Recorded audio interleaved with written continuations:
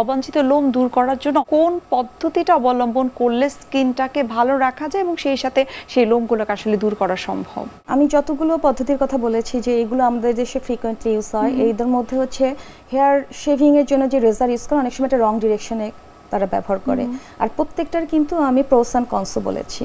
তো সেক্ষেত্রে আমরা একটা লং লাস্টিং লো মেনটেনেন্স যদি সলিউশন চাই সেটি হচ্ছে হেয়ার রিডাকশন লেজার। ম্যাম, লেজারটা করলে ত্বকটা কতটুকু ভালো থাকতে পারে এবং কত দিনের জন্য আসলে সেই অবাঞ্ছিত লোম থেকে দূরে থাকা সম্ভব? হেয়ার রিডাকশন লেজার কি করছে, এটা একটা কনসেন্ট্রেশন বিম অফ লাইট যেটা এনার্জিটাকে হিটে কনভার্ট করে এবং এটি টার্গেট করে আমাদের হেয়ারের যদি স্ট্রাকচারটাকে বলি শ্যাফট থাকে এবং আমাদের ফলিকল থাকে, এই ফলিকলে যে ক্রোমোফোর মানে যে মেলানিন থাকে সেটিকে টার্গেট করে এবং তারপরে ফলিকলকে ডিস্ট্রাকশন করে স্লোলি, এবং প্রত্যেকটি সেশনে 10 থেকে ম্যাক্সিমাম 20% কিন্তু ডিস্ট্রাকশন হতে পারে।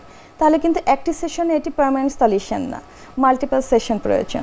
এবং এরপরে হেয়ার রিডাকশন লেজার এর মাধ্যমে হেয়ার ফিরে আসতে পারে সেটি সফট এবং লাইট টেক্সচার যেটা আমরা ডিজায়ার করি।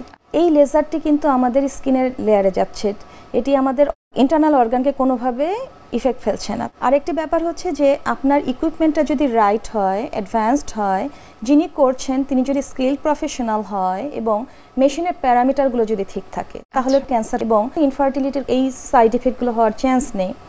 আর একটা বিষয় সবাই বলে যে বার্ন হয়ে যায় এবং অনেক পেইনফুল, এখন কিন্তু থার্মো ইলেকট্রিক কুলিং প্রসেস থাকে এইসব লেজার মেশিনে, একটা সুদিং এফেক্ট দেয়, পেশেন্ট বুঝতে পারে যে তার লেজার সেশনটি হচ্ছে।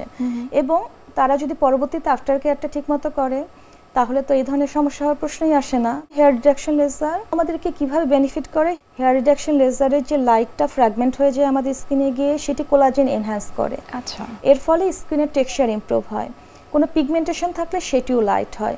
মানে আমি একটু আমার পার্সোনাল এক্সপিরিয়েন্স থেকে বলছি, আমার এক পেশেন্ট আন্ডার আর্ম হেয়ার রিডাকশনের জন্য এসেছে, কিছুদিন পরে সে ভীষণ স্যাটিসফাইড, সে বলছে আমার তো হেয়ার রিডাকশন হয়েইছে এবং সেই সাথে স্কিনের টোনটাও ইমপ্রুভ হয়ে গেছে, আগে অনেক ডার্ক এবং ব্ল্যাক ছিল, এখন সেটা মানে মনে হচ্ছে আমি একটা ট্রিটমেন্টে এসে আমি দুটো সলিউশন পেয়ে গেছি।